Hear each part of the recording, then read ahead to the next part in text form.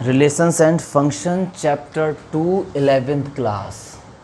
इसमें इस वीडियो में क्या कवर करूँगा बता दूँ कि हल्का सा इंट्रो पार्ट दूंगा इनका, रिलेशन एंड फंक्शंस क्या होते हैं, फिर एक्सरसाइज 2.1 का इंट्रो पार्ट और एग्जांपल्स के साथ, फिर एक्सरसाइज 2.1 का सॉल्यूशन, फिर 2.2 पूरी रिलेशन पर बेस्ड है, फिर उसमें रिलेशन का इंट्रो पार्ट अच्छे से बताऊंगा। अभी केवल रिलेशन एंड फंक्शन केवल ओवरव्यू दूंगा और नीड बताएंगे कि इस चैप्टर की रिक्वायरमेंट क्यों हुई।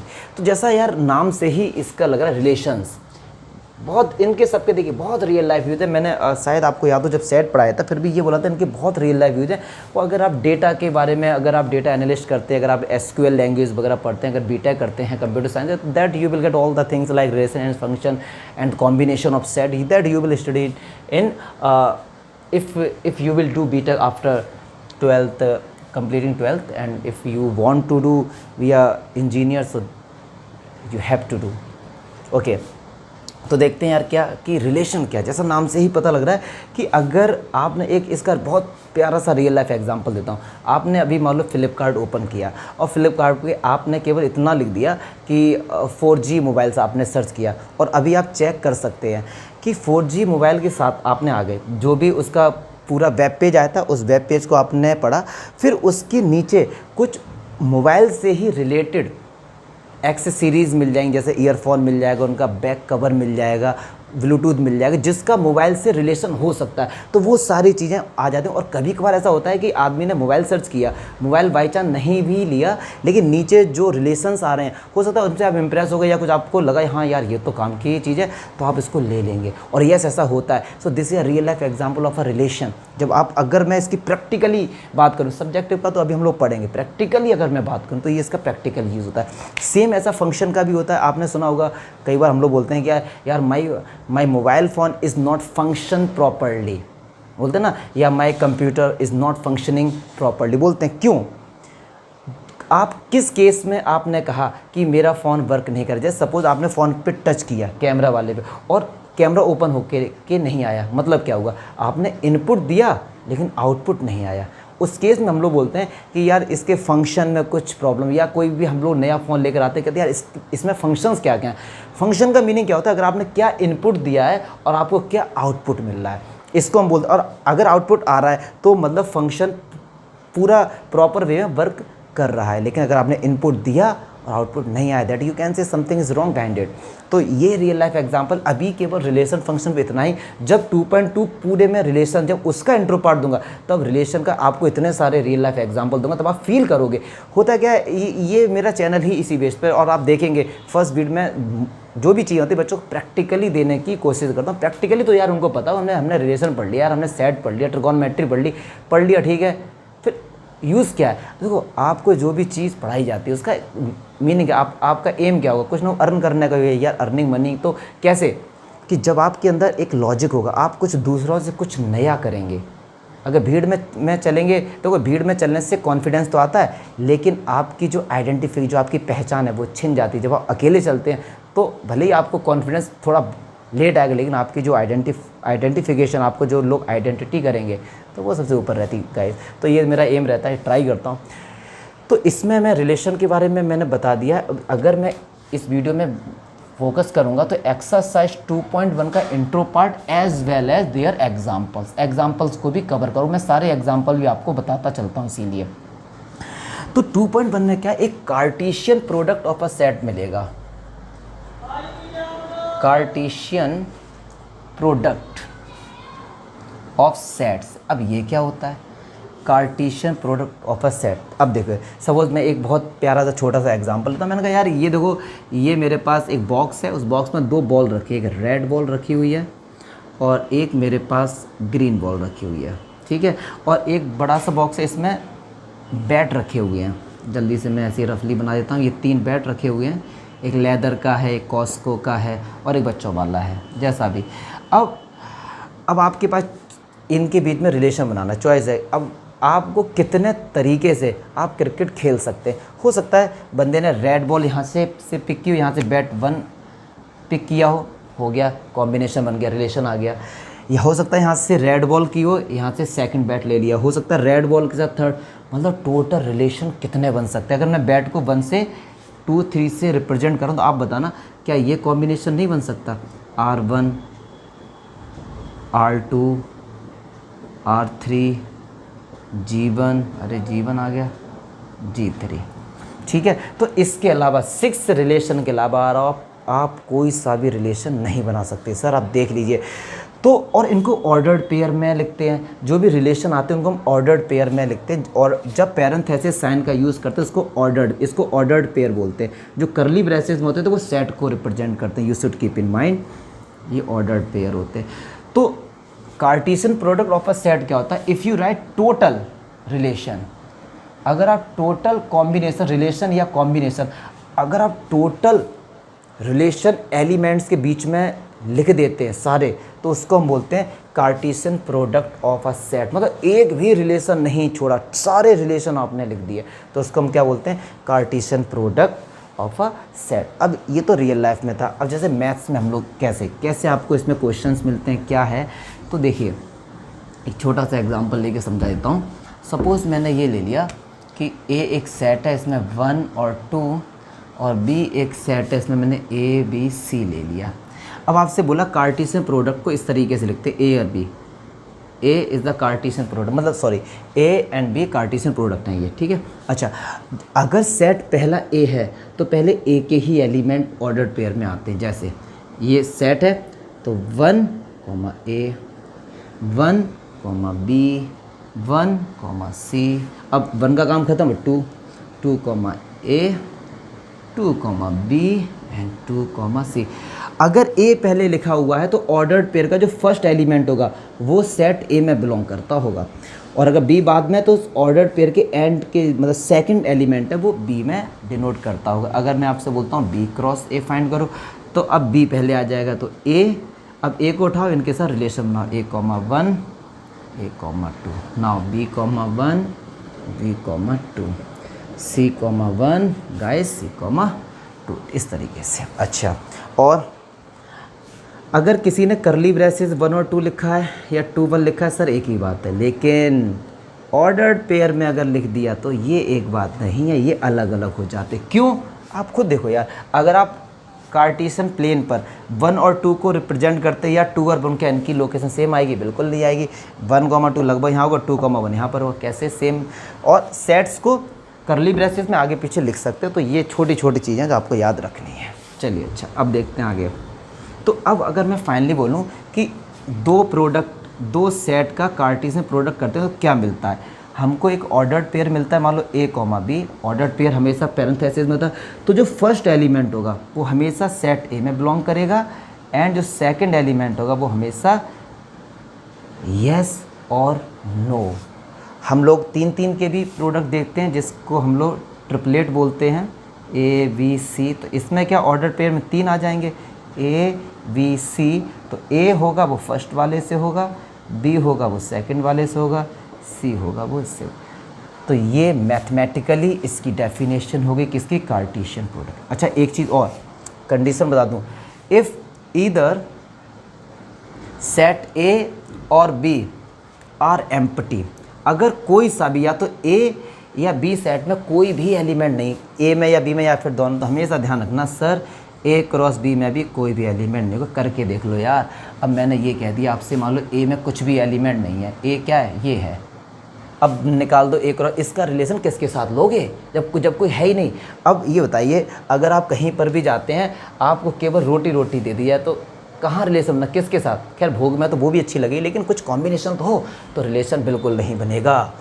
क्लियर है सर। तो ये कार्टेशियन प्रोडक्ट का मीनिंग क्या होता है, जब आप टोटल रिलेशन लिख देते हैं, टोटल रिलेशन। तो अब आप कहेंगे सर रिलेशन फिर क्या होता है, रिलेशन भी यही होता है। देखिए, अगर मैं यहाँ पे क्या था, 1 और 2 था, अगर मैं केवल ये कहूँ आपसे कि 1 का रिलेशन बताओ इनके साथ, तो ये आ जाएगा, 2 का बताओ तो ये आ जाएगा, टोटल बताओ तो कार्टेशियन प्रोडक्ट के बराबर ही आ जाएगा। तो फाइनली आप ये समझो, कार्टेशियन प्रोडक्ट में टोटल ऑर्डर्ड पेयर आते, टोटल मतलब इसके अलावा और आप कोई भी कॉम्बिनेशन नहीं बना सकते। तो हमेशा ध्यान रख लीजिए, A क्रॉस B कभी भी बराबर नहीं होता है A क्रॉस B के। रीज़न बताता हूँ, अगर कभी भी ऑर्डर्ड पेयर बराबर हैं, मतलब क्या हुआ कि उनके अंदर के जो एलिमेंट्स हैं वो बराबर हैं। जैसे अगर मैं इसको चेक करूं, ये 1, A है, ये A, 1 है, सर ये बिल्कुल बराबर नहीं है, ये इसके बराबर होना चाहिए, अगर कोई भी दो ऑर्डर्ड पेयर बराबर होते हैं तो उनके फर्स्ट एलिमेंट और सेकंड एलिमेंट बराबर होने चाहिए। कोई बराबर नहीं है तो कभी भी ए क्रॉस ए मतलब कार्टेशियन प्रोडक्ट में कम्यूटेटिव प्रॉपर्टी अप्लाई नहीं होती है। ठीक है जी, तो ये बेसिक चीज़ें हैं, मुझे नहीं लगता कि इसमें कुछ आपको ऐसा मुझे होगा। ठीक है, तो ये छोटी छोटी चीज़ें थी। अब ये ट्रिपलेट है, ये तो मैंने बता ही दिया, तो इसको हम लोग क्या बोलते थे, ऑर्डर ट्रिपलेट। ठीक है, तो ये आपका केवल और केवल कार्टेशियन प्रोडक्ट का मैंने आपको ये बताया है इंट्रो पार्ट। अब इसके कुछ एग्जांपल लेंगे 2.1 के, एग्जांपल भी कवर करते चलूँगा साथ साथ में, क्योंकि बहुत से बच्चों को कमेंट्स आते हैं सर एग्जांपल कोई भी नहीं कराता, एग्जांपल में डाउट होते हैं, फिर कैसे करेंगे हम लोग। तो कार्टेशियन प्रोडक्ट देखो एनसीईआरटी में जो भी सिलेबस में है बड़ा एक सिस्टमेटिक वे में है। रिलेशन से पहले इन्होंने कार्टेशियन प्रोडक्ट आपको इसलिए पढ़ाया है क्योंकि आप पहले टोटल रिलेशन बनाना सीखेंगे आप पहले। ठीक है, और एक चीज़ हाँ अभी मुझे स्ट्राइक किया माइंड में कि रिलेशन एंड फंक्शन बहुत अच्छे से पढ़ना, क्योंकि चैप्टर फर्स्ट है क्लास 12th में, क्लास 12th में चैप्टर फर्स्ट है ये, तो बहुत अच्छे से पढ़ना इसमें। अच्छा जल्दी से मैं अगर के एग्जांपल देखता हूँ जल्दी से। फर्स्ट एग्जांपल की अगर मैं बात करता हूँ तो उसमें कह रहे हैं कि इफ़ x + 1 y - 2, देखिए ये इक्वल है, तो x और y की वैल्यू फाइंड करनी, ये इक्वल है। तो अगर ऑर्डर्ड पेयर इक्वल है तो इसका फर्स्ट एलिमेंट इसके इक्वल है, मतलब x + 1 किसके इक्वल है, 3 के, x = 2 हो गया, और y - 2 किसके इक्वल बन के, तो y = 3 हो गया। ठीक है, सेकंड कह रहे हैं कि दो सेकंड एग्जांपल अभी मैंने बताया था, P एक सेट है उसके अंदर A B C हैं एंड Q एक सेट है उसके साथ ही R है। कह रहे हैं P क्रॉस Q फाइंड करो, आप करेंगे, Q क्रॉस P फाइंड करो, आप करेंगे, फिर बताओ क्या ये इक्वल है। बिल्कुल इक्वल नहीं होते क्योंकि कम्यूटेटिव प्रॉपर्टी नहीं लगती है। अगर वो पूछे रीज़न, खैर इन्होंने पूछा नहीं, अगर वो पूछते तो जल्दी से मैं एक चीज़ बताता हूँ। P क्रॉस A में क्या आएगा, A का R के साथ A, R, B का R के साथ B R, C का R के साथ C R। अच्छा इधर क्या है, Q पहले लिया तो R A, अब मैं आगे लिखूंगा ही नहीं, क्या A R R A बराबर है, बिल्कुल नहीं, हम यहाँ पे लिखेंगे A R can not be equal R A, so P cross A and Q cross B can not be equal. अच्छा थर्ड देखते हैं, थर्ड ही बकवास है, थोड़ा लेंथी जाएगा लेकिन मैं सारा तो उम्मीद मत करना। A देखते हैं क्या कह रहे हैं, 1 2 3 एंड B है डियर 3 एंड 4 एंड C है 4 5 6। देखिए लास्ट वाला बताऊंगा सीधे इसका, क्योंकि वो थोड़ा सा लेंथी है और वो आ गया समझ में तो सब आ जाएगा।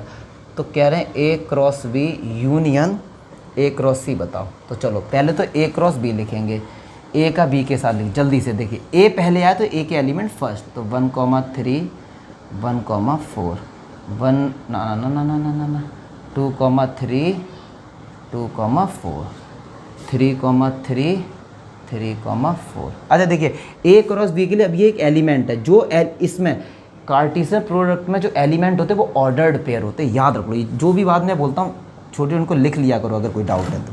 1 C, अब ये थोड़ा लेंथी हो जाएगा, 1 का 4 के साथ, ठीक है सर, 1 का 5 के साथ, 1 का ऐसे ही लिख लेना, मैं ज़्यादा वीडियो लेंथी नहीं चाहता। अब कह रहे हैं यूनियन है, तो जो भी ऑर्डर्ड पेयर है सबके सब लिख देना, जो 2 बार आए उनको 1 बार लिख देना, बस यही तो पड़ा है फर्स्ट सेट में। अच्छा 1 3 और 3 1 बराबर नहीं होते, याद रख लेना ये। एग्जाम्पल 4, हाँ ट्रिपलेट वाला आ गया है, इसको देखते हैं। ठीक है, सही चल रहा है, हाँ ये सब तो सही चल रहा है। ना मारेगी आवारगी मेरी, ना मारेगी दीवानगी मेरी, के मारेगी ज़्यादा तुझे मौत से नाराज़गी। Sushant Singh, I am missing you. अच्छा एक्टर था यार, बहुत ही, पता नहीं क्यों लोग इतना डिप्रेशन में चले जाते हैं, सबकी पर्सनल है, खैर अच्छा एक्टर था वहाँ। चलिए अच्छा भाई, एग्ज़ाम्पल 4, P है 1 2, फिर कह रहे हैं P। तो देखिए ट्रिपलेट वाला ऑर्डर ट्रिपलेट, तो आपको अपना देसी तरीके से हम लोग करें, जैसा बुक में किया वैसे नहीं करेंगे। पहले हमने डबल का पढ़ा है, हम डबल को ही सॉल्व करेंगे।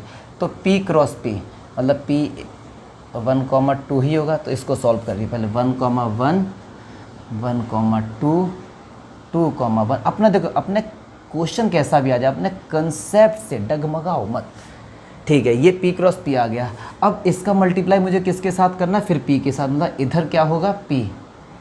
तो अब ये एक एलिमेंट है इसका इसके साथ, ये एक एलिमेंट है इसका 2 के साथ। तो देखिए p क्रॉस p, तो देखिए इसको लिख दीजिए।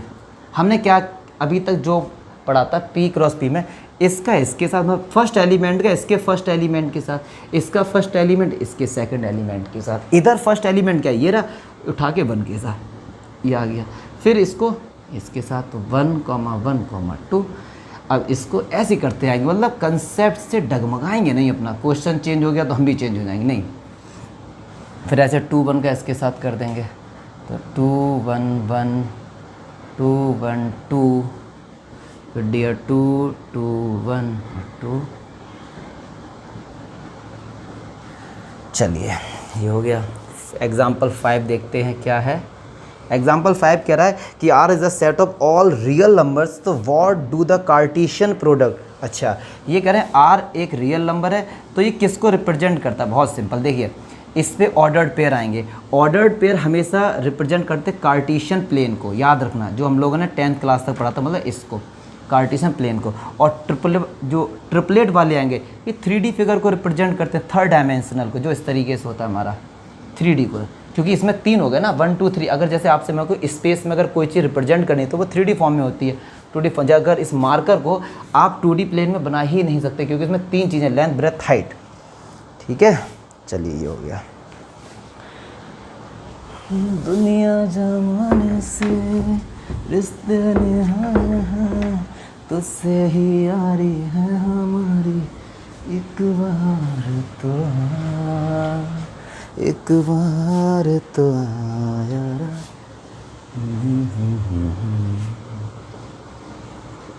एक रोशनी।